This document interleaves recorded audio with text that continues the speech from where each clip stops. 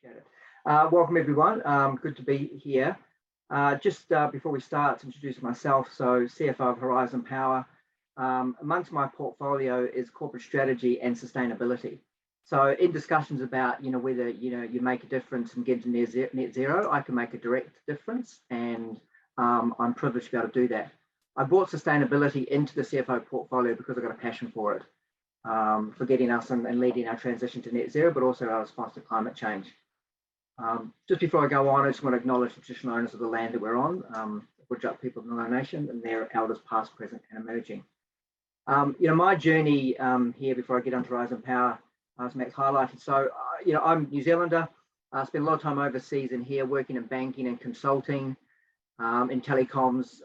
But those industries, especially banking, are all about making money. They're not about helping anybody. Energy, I switched over to 12 years ago because it was just starting a journey of excitement and innovation. And Horizon Power is the centre to be for that, because we're vertically integrated utility. And because we can make it a difference in essential energy provision and in transition to renewables. You can see here Horizon Power, for those that don't know, is the regional service provider for energy across Western Australia regional. We are the sort of Western Power synergy rolled into one. So we retail, we transmit and we generate. We are the largest energy utility in the world by square kilometres, but we don't have a lot of customers, 50,000 connections. So we have all those sort of challenges. We have renewable energy in the form of hydro, wind and solar. We don't have as much as we'd like to have, so we're getting there. We've got a reasonably good intensity for carbon, and I'll get onto the carbon soon, but that's our footprint and we've got a lot of opportunity there. So our ambition at Horizon Power is to deliver energy solutions for regional growth and vibrant communities. It's easy to measure delivering energy solutions, but regional growth and vibrant communities, we measure by our social impact index that we developed last year. And that directly links to KPIs about growth and vibrant communities. Carbon emissions being one of those, as well as jobs and employment, etc. For Horizon Power, we don't just have a strategy and a way to make decisions that's based around numbers and costs. We have guiding principles. They guide the decisions that we make as an organisation and what matters to us. That's community involvement. We listen, we hear, we be involved in the community. Regions first. We've got 36% of our workforce located regionally. We use as much local services as we can, developing and supporting businesses. Aboriginal and Torres Strait Island commitment as well. We've got 15% of our customers recognised as Aboriginal and Torres Strait Islander. And so making positive outcomes for Aboriginal and Torres Strait Island people is important to us. And of course, for this group, clean and greener, making sure we've got improving our livable environment. And that is very important to us. And these are principles that we hold when we make decisions. So what is net zero for Horizon Power? And that's a picture of our Onslow power station there. Interestingly enough, we don't produce a lot of scope 1 and 2 emissions, very little, less than 70,000 tonnes. And we only emit about 600,000 in total. But most of ours come from scope 3, what are called scope 3 emissions. So they're retail, they're from our independent power providers that generate for us. Now, a lot of companies will hide behind scope 3 and say we want to go net zero, scope 1 and 2, buy yourself out of the rest with offsets and others. We could do that quite simply, but that's not the intent. The intent is that everybody wants the energy coming to them to be as much renewable as possible. So we have our scope 3 emissions, which we call retail emissions, and our net zero target includes those.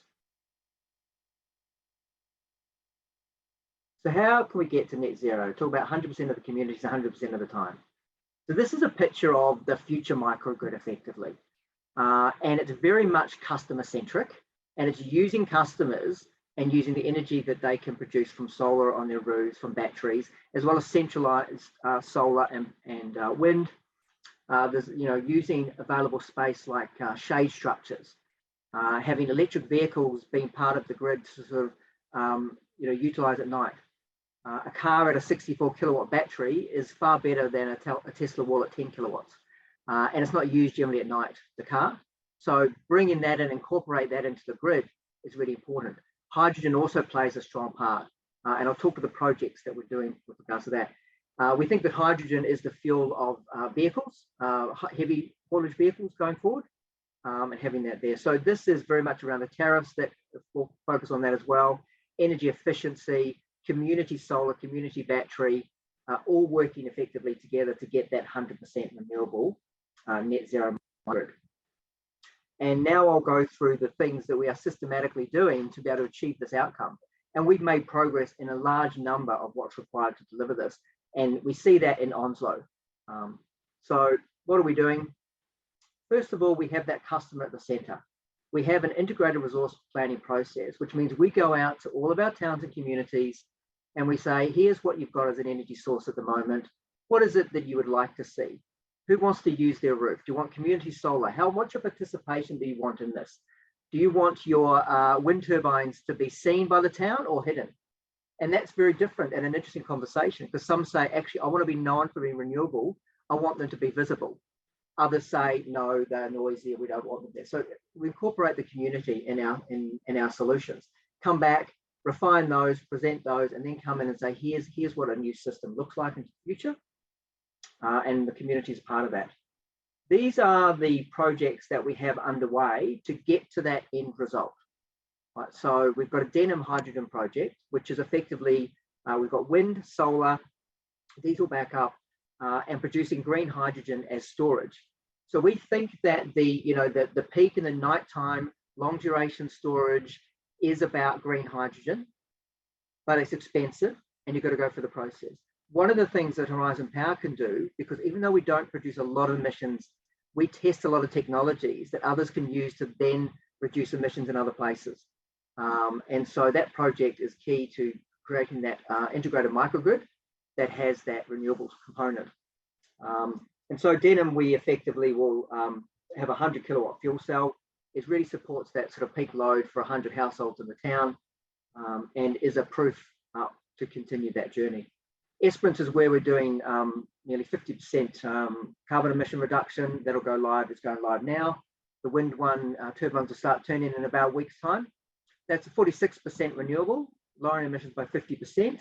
That's one we approved a couple of years ago, and now we know the journey is even better than that now going forward. Any of our new changeover systems at the moment, we expect and we have a parameter of a minimum of 80% renewable. And we're usually getting that at a lower cost. We all know it's the next 20%, that's the challenge. Standalone power systems, we've got over 50 at the moment, mainly around in Esperance. 70 kilometres of power lines gone down, another 30 or 40 coming down shortly. They are predominantly battery and solar with diesel backup. We don't use the diesel that often because we've got smart meters throughout our whole footprint and we can judge what's required. The next step and we've got Boundary Power as a joint venture between Horizon Power and AMP Control, which has CPS National as a company here.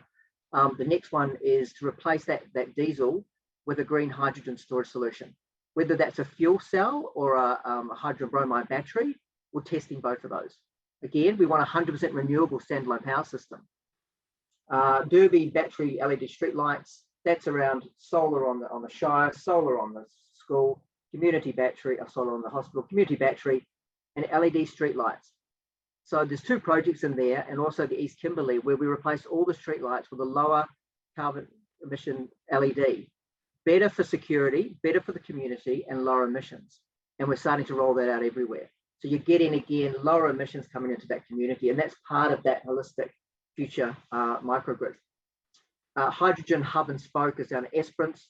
So we're using the wind turbine that we're not incorporating into the Esperance Power Station, new one, to look at how we can actually produce hydrogen into fuel cells that may be the solution for your standalone power system or into the smaller microgrids as that deep storage solution when it's not windy and it's not sunny. And solar schools, again, rolling out solar on each of the schools. They're a great load effectively for solar, and then the excess we can put into a community battery. And then EV highway. So we're working with Synergy to do an EV highway every 200 kilometres all the way from Esperance to Kununurra. That provides access for electric vehicles. So then we can actually promote the electric vehicles in all of our towns, because you're not stuck in a town. You can get down to Perth or wherever you want to go. And that's really a catalyst for really opening up that market. We know that range anxiety is often there from an electric vehicle perspective, but we're fully on board with electric vehicles, and that gives that access. Projects that are just in developing now, and I see Dave Edwards is on this call, and Dave's in charge of these long duration energy storage projects. So if you've got a technical question and I can't answer the Q&A, he can do that. So hydrogen we're looking at the moment, but we know that's expensive and it relies a lot of land. So looking at vanadium batteries, zinc bromide, and sort of others is another option to see what is that longer duration, what is that 10-hour storage versus the lithium, which is more the 4-hour sprinting storage for some of that peak and some of that sort of spinning reserve for fluctuation in solar. And the new sort of thing that's emerging technology is that thermal mass heat. So storing in, I think it is like a solid sort of recycled aluminium block type solution. That might be something that's really interesting. And again, those solutions we're looking at to see which one absorbs less energy from renewables to store it, to use it better, which has got more efficiency. Then of course, a new system's coming up for change is Leonora and Exmouth, minimum 80%. Exmouth is probably going to be solar and wind, Leonora probably more solar battery. And we've got 13.5 million from federal government to roll out more batteries and solars in 6 of those Midwest towns. And lastly, of course, we're looking at 2 towns to go 100% renewable, building on our Onslow project, which I'll talk about in a minute, where we've actually got an orchestrated distributed of DER. How do we build on that one to sort of get through the night? So we've got 2 of those towns that we're looking at, and we'll use a mixture of those solutions that are above the top there in terms of long duration storage to test which one's better. So those things get us closer to that sort of 100% or 100% of the time. Things that we're still emerging in our thought process and haven't got trials with yet, but getting close. Biofuel replacement is becoming more important. I've got an investigation that going on at the moment for financials. It's a really good one because a synthetic diesel, effectively life cycle 100% renewable, is easy change out for vehicles and generators. No retrofitting required. Good transition fuel. Clearly in the biggest systems of the Newis and Pilbara, where we've got gas, we're going to have to look at hydrogen turbines potentially, or blending the green hydrogen into to lower the emissions as a transition. Hydrogen vehicles we steered away from in the beginning because unlike electric vehicle Bowser, the hydrogen Bowser is about $2 million. So you really need a bit of mass for that. So we'll leave that to Andrew Forrest to sort of kick off, and then we'll sort of embrace that as it goes along. We believe those vehicles are important, definitely the heavy haulage, from a logistics as well as anything. You're not going to leave a heavy vehicle truck for 6 or 7 hours to charge the battery when you're doing a 24-hour mining operation, when you can fill a hydrogen vehicle up in 15 minutes. Vehicle to grid, this is our next trial effectively. It's important for us because our microgrids, it's a really good usage as our DER to sort of plug that in for that peak load of vehicles for the home and for the grid. And then of course we look at any other emerging tech, and we like to sort of be the sandpit to test those. But I wanted to get on now, and we can explore this more in the Q&A, the challenges, to be honest about the fact that this is not easy. So we want to get to net zero as soon as we can, but there's challenges on it, clearly. Some of those challenges. The perspective. So I showed you before that, you know, we produce about 600,000 tonnes. To get 100% renewable effectively in our Pilbara system, which is, you know, a peak of 130 megawatts and requirement including spinning reserve of nearly 200 megawatts. It requires, you know, the biggest solar farm that's not been built yet in Australia. And that's our challenge. So you can see the challenges that are happening over east is the size required to get the results. So we're always keen to say, are there better solutions? How do we get panels smaller, more condensed? So we use less land, better output. Is there a better solution for it? Because there's a lot of land here for us alone, let alone everybody else. And the same thing from an energy storage perspective. Now, this is based on lithium. And as I said, we're testing other longer duration storage solutions in lithium. But you can see here, we would have the largest battery as well. And that's just for the Pilbara. You put those 2 ones there called the NIS and the Newis, and the NIS is our system outside of the Pilbara, the smaller microgrids, and the Newis is the Pilbara. Then you're looking at a massive battery of 2.5 or so gigawatts, or more gigawatts, 2.7 gigawatts, and that's just for us. So these are challenges that, you know, then turn on to the next one, which is really about the land. So we all know that it's a fight for land, but I'm inquisitive in this one because we don't want to destroy the land to save the environment on carbon emission reduction. We want to somehow work together. sort of using the land either that's not being utilised or integrated with farming in some respect. But here you can see a really good picture, which is for us to get from 80% to 100% renewables using known technologies, which is effectively wind, solar and battery, we need extra land of nearly 5,000 hectares, which is that picture there showing you from the city all the way to the beach, engulfing Kings Park quite comfortably and very easily. And that's just for us. So land is a challenge. And for us, it's about getting that land and utilising that land in a way that still protects the environment around that land as well. So they are challenges there. And of course, the regulations around land and the usage around land is still something that still needs to be worked through with the government. And then offsets. I'm fascinated by the offsets discussion, and because then I go back to sort of saying at the moment our scope 1 and 2 are less than 70,000 tonnes. We could buy ourselves out of that net zero for scope 1 and 2 by buying $8 million worth of offsets. But it's not the intent, is it? And offsets is one of those areas to say for us, if we were going to buy offsets, it has to be with our guiding principles in mind, which means it's going to have to be with local companies in Western Australia with genuine intent and quality around it. It's not going to be some of those dodgy ones you buy overseas. But the challenge there also is just in an offset perspective. So you can see here using land that is a lower yield to get 80% offsets for us. So, reducing nearly 480,000 tonnes is nearly 50,000 hectares of land and 24,000 hectares for high yield. Hard to find to start off with and challenging. So land for renewables, land for offsets, which is the better one is a good question. But for us at Horizon Power, our intent is net zero through 100% renewable. If we have to do offsets, we're going to try and minimize that as much as possible, and they're going to be very genuine in terms of what the offsets are. But again, the offset market and ACCU prices going all over the place and plummeting lately, it gives it very difficult from an investment perspective. Another lesson that I think is worth sharing is when you set a strategic target and goal, you often haven't worked through what that means or haven't got all the technology and the intent. So we have a strategic goal, which is we don't want any more new diesel after 2025. So we can't have diesel in a solution that we build after 2025. We've gone to tender recently for a number of towns, so looking at a 50 and 100% OI solutions.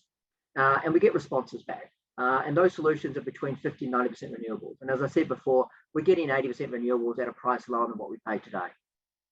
Interestingly enough, 90% solution, which is financially viable, so within the realm of what we would pay, competitive, has a 10% diesel contribution, but it has lower emissions overall than if we were to use a gas solution. So if we were to hold true to our goal, we wouldn't select that solution, but it doesn't have the right intent, because the right intent is actually reducing carbon, the lowest carbon solution.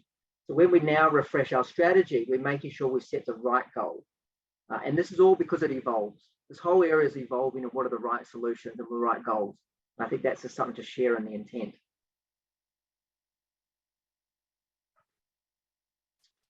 I think in talking about takeaways and what everybody can do, when I first started the conversation tonight, I sort of said, I can make a direct difference, which is great. Privileged to be able to do it. We're looking at solutions that reduce carbon across every single one of our towns, and we're looking at those solutions. We're also looking at being the connector of others. So Max put up the great number of emissions that come from mining, but miners can't do it on their own to get to net zero in a cost-effective way. Andrew Forrest might be able to if he's big enough. Some of the larger ones, BHP, might be able to. The smaller miners and mid-tier miners can't, because that difference between 80 and 100% is challenging. 50%, 40 to 50% of their emissions come from their mobile fleet. I just said before that I think the mobile fleet replacement is hydrogen. They're not going to be able to get green hydrogen at scale by themselves. So there's potential to connect, mine sites through transmission infrastructure to large-scale renewables at the end of those infrastructure, and then share that benefit, because scale is the answer. But when I go back to what you can all do, there's things about your own personal carbon emissions and also the companies you work for. Do you measure those and do you know exactly what they are? So we clearly do. And then what are the things that you can actually influence, and then what can't you? Can you reduce that with a different technology? Can you swap it out? Can you change suppliers? Can you find alternatives? Can you influence better outcomes? It's a little bit like the discussion that's emerging on modern slavery. What can you influence out of what's being supplied to you? So we don't necessarily all have to set, net zero targets of 2030, including scope 3. It doesn't mean we can't focus on scope 3 emissions in the influence that we have. And the last one is what I talked about before, which is we can't go it alone. Nobody can go it alone. It needs to be done collectively and collaboratively. And that collaboration might be strategic partners for your work environment. It could be neighbours, it could be community. So we're looking at community solar, community battery, sharing what's on everybody's roofs and so forth for the good of everybody to get a better outcome. Our DERMS orchestration system that we have in Onslow, which connects about 300 homes with batteries and solar, and also centralized solar and battery. The next step for us is clearly to incorporate into that electric vehicles. And electric vehicles will have a greater need in their battery than the household that they're plugged into. So there's a great sharing opportunity there as well. So it's about how do we actually work together to collaborate on those? What are the models that can be done effectively from a scale perspective? And are the challenges that we sort of look at as well as a company. We know that our emissions are not great in absolute terms, but we know the influence we can have on industry and others by testing some of these new technologies, testing the batteries, showing how we integrate green hydrogen into the microgrid. Does it work and how do you get it? Because these are all cost curve conversations. And what's lucky about Horizon Power is even though in terms of the kilowatt hour, they're expensive to do hydrogen and batteries, in absolute terms, it's a palatable amount of money. So that Denham project's about $10 million, and we get funding grant for that. If you were to try and integrate that into a large grid at a scale, it's going to be unpalatable. But we'll get funding for that amount of money to test those technologies. So I guess that's some of the key things that I just wanted to share. There's a lot more that we're doing and a lot of detail I can go into, but I was just conscious of time and thought that I can answer any sort of questions in the Q&A time. Mike, that was fantastic. Thank you very much. There's so much to pick apart in there, and it was really succinct the way that you described it all. So really appreciate that. There were quite a few questions in the chat as you were talking. I'm going to selfishly start with one question of my own though, which is I find it really interesting that you have a leading role in Horizon Power around sustainability and getting to net zero, and you're also the CFO. Those things presumably are sometimes in tension. How do you manage building the business case to do the kinds of things that you've just talked about? Because I appreciate the softer sort of side of the outcomes of that, right? So the customers demand renewable energy. Apart from the fact that's the right thing to do, and I stand personally behind needing to do that in a sustainable way. And so regardless of whether I'm financially based CFO or not, I've got a passion that we need to get there. Climate change is something we need to sort of halt as much as we possibly can. So we've got a role to play there. But also a sustainable business needs to adapt to the needs of and desires of the stakeholders and community. If you don't do that, then it doesn't matter if you hide behind commercial outcomes, you're going to lose customers, you're going to lose profit. So I realize that. I'm also in charge of strategy, so we set it. So yeah, it is interesting for me as CFO to be that role. And with my peers, I'm often challenged, why are you supporting this? And I'll say, well, number one, because we should, and we have a role for our children to do that. And number two, you'll get, there's plenty of literature out there that says financially you'll benefit from doing this into the future. It's about how we transition in a way that, minimizes that sort of increased cost. And also we sort of get funding as much as possible to mitigate that. But yes, it is a question I've asked often, but it is part of Horizon Power success, is that you don't have to get past me, I'm with you. And that's important because if you want a sustainable business, we need to adopt this. Yeah, fantastic. Thank you. Okay, I'm going to just run down a couple of the questions now. Daniel Faraji, you weren't asked about PPAs, but I'm not actually quite sure how to pose your question. So if you want to use this opportunity to come off mute and ask Mike the question directly, please do so.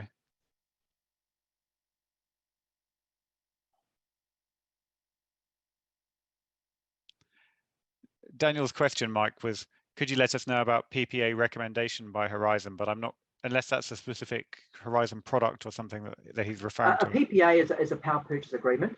Yeah, so and I was just wondering about the recommendation. We have those point. with a lot of generators, so I'm not quite sure what recommendation out. We don't have a tender out, so I can't give any answers on that, and I'm not going to either. So unless you bid for some work for us, I'm not going to give you that answer. So I'm not sure the question, to be honest. Okay, so here's one from Adrian, which I can understand. So, Mike, can you share your thoughts, opportunities or concerns with large industrial users entering the grid, e.g. hydrogen production? And then there's a second question, which is on a personal front, when can I connect my EV to the house? So I think he's talking about vehicle to home, but let's deal with the first one first. With large industrial use connected to the grid, it's interesting, especially in the green hydrogen production. So to produce hydrogen needs massive amount of scale. You've seen the projects that are put around there, they're 20, 30 gigawatts. That's a game changer effectively. We might be the off taker for that low cost energy into our systems. So, connecting to the grid, they would blow the grid out of the ground effectively. So there's a whole lot of transmission infrastructure that would be required to connect some of those to the grid. And so that would mean that transmission network would need to be augmented to be able to support that. But if that's a cheap form of energy, that's sort of great. Feeding it back out to the green hydrogen production, it's an interesting conversation. I think most green hydrogen production you'd look at would be produced on site, wouldn't necessarily be gone and produced at port end. So you would transfer that through. So I think it's a game changer in the size. But the infrastructure as it stands now, including the Swiss and our networks, can't cope with that. It needs to be significantly increased. And you have to be careful that benefits smaller customers, and it should do. So I think it's a good ability to do it, but it's challenging. The scale that's required. Have you looked at any tie-ups in your area between community supply of renewable energy and supplying something like hydrogen production, which requires 100% of renewable energy? So a microgrid essentially, which serves those two purposes. Yeah, so the production of the green hydrogen would way outplay anything else that's around it from a community perspective. So you'd be using that generation, that source to fuel the town effectively. And that's what you'd look at. So, if you can get cheap green hydrogen out of an industrial thing close to one of our towns, we'd be saying, great, there's our long duration energy storage solution there. And we'll be able to do the solar ourselves, or actually might even provide the whole town. So I think those things are great. And, it's just the scale of it is phenomenally large. Dwarfs anything else. Yeah. So your town on the side is just a blip compared to the amount of generation that you would need for the hydrogen production to get the scale to make it worth it. Yeah, and that potentially means that those scale ones won't be anywhere near an actual town, because to produce that amount of, you're talking thousands of wind turbines and so forth. So, it's quite significant. Yeah, okay, thank you. So the next question is about standards, and I'll try my best to ask you this question, and you can try your best to answer it. So Australian standards provide a fundamental basis to ensure the technologies or equipment are connected in a safe manner. How do we get ahead of the game to ensure standards are prepared in advance for technologies not covered by any standards prior to them becoming viable for integration to customers? And Ajmal, if you wanted to come off, Mike, and give an example of the kind of technology you're talking about, I'd be interested. I guess one example might be vehicle to grid, for instance. Yeah, and even hydrogen technology as well. So again, I think we're playing catch up in a sense that we don't want the standards to hold us back from integrating new technologies. And even if you like 4549 for standalone power systems, that was written in 1997. So the technology was so much different back then. It doesn't cover everything that we have today. Great question. Yeah. Look, it's a challenge, and Dave from our team might be able to answer this question better than me, because I'm not big on the old standards. But I know, for instance, for standalone power system, we're looking to put hydrogen fuel cell. The standards aren't there for that, and at the moment we've got to be 10 meters away from this thing while it's operating and things like that, and that doesn't match the actual logistics of how you do it. how to get the standards done in advance is very challenging. And so, what you can sort of do is try and sort of push the envelope as much as possible. So by us testing new technologies, then we force the hand to do standards. Are they done in advance even of us doing the technology? No, but that might mean that when they become more mainstream and at a scale, some of the standards are there. And I don't know, Dave, if you're still on the call, you wanted to add anything on that? You're more on the standards. I will, Mike. Can you hear me okay? Yeah, I can. Thank you. So there's a couple of things going on at the moment. There's a lot of discussion in the industry that the life cycle of Australian standards is not fast enough to keep up with the energy transition that's in place. And so if you look at the turnaround time on inverter standards, it's not keeping pace with the energy transition that's at play. The longer it takes to update these standards, the higher the volume of inverters that we have connected to our networks that won't meet our requirements in the future. The same is true for other emerging technologies, where what we need to recognize is that because of the size of Australia, it is often not us that makes the decision. It's the rest of the world that makes the decision on things like vehicle to grid standards, how you talk to the charger, what's happening in the hydrogen space. There are a few areas where we can lead the conversation, but it's often driven by what's happening internationally and is heavily influenced by OEMs and equipment vendors who want to have a very strong say on how their technology is treated. Mm-hmm. It's a tricky space, but it's evolving. Yeah. Thank you, David. That was a comprehensive answer, and I'm sure there's plenty of offline discussions that could be had on that point. I'm conscious of time. I'm going to just pose you two more questions, Mike, from the chat, and then I'll have to offer my apologies to others who I haven't been able to get to. So the first one is from Jacob. So is regulation of electricity prices to the customers you provide energy to restricting the capex you can put towards renewables and microgrids? Should the mechanisms for energy pricing be re-evaluated given generation times and capabilities of renewables? It's a good question. For us, the answer is actually no. Right? So, the prices you pay for energy, the tariffs are set by the government. Our cost to supply that energy is far greater in most instances than the price that anybody pays. Our capex that we get for renewable energy is at a request made to government and doesn't necessarily impact that pricing. It does for our large enterprise customers, but they are standard contracts. They're not tariffs, they're not regulated prices. So for us, it doesn't. It would do when it gets to a point where we're more cost effective in our pricing. So ours is about, the government and trying to maintain, limits in terms of how much we are subsidised as a business, because Horizon Power is a subsidised business. To provide energy at the same price regionally as we pay in the Swiss here from Synergy is difficult. So it's a lot more expensive. Great, thank you. And the last question, Alan, with apologies, I'm going to skip over yours. I'm going to go to Hazel's if that's okay.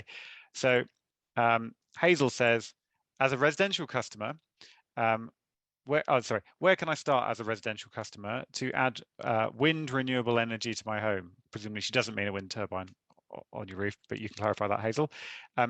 Is it even possible for me as a residential client to achieve 100% of my usage directly from my own renewable energy generation over a year? So I think the answer is it possible if you've got enough panels on the sides, and depends on your energy usage and your battery storage solutions. Yes, I mean, we've got standalone power systems that are close to 100% renewable, but not quite there. But I think very difficult to get in terms of that. In terms of wind, I think there are sort of small, and Dave probably helped me here, small little wind turbines that you can do. I think we had one in an Esperance depot at one stage, but again, I think cost probably prohibits that as being a cost-effective solution in terms of that one. But getting close to being able to provide all of your energy 100% from a large solar system and battery, you can do it, but it would be very expensive, and you've got to make sure you've got enough roof space, and that would depend on your usage. So if you've got a pool and other things in a big house, I suspect that would be hard. But I think, the aim is to get renewable energy coming into the house, and that's the aim longer term. Yeah, and I guess there's a whole other interesting side about when and how you use that power to balance it up. So there's the demand, changing your demand as well as the supply.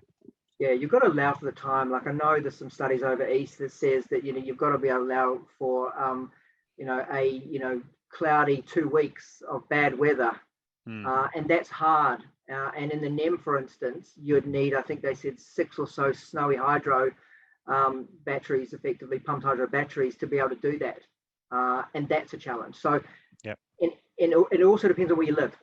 So if you live in Carnarvon, you've got a better chance than if you live in Esperance. Yeah. Mike, that's been absolutely fantastic. We've got to move on now to the Empower section, but we really do appreciate you talking to us. I think there's been some great insights there, and I know for one, I'm going to be rewatching the recording of this to go and pick apart some of that a little bit more.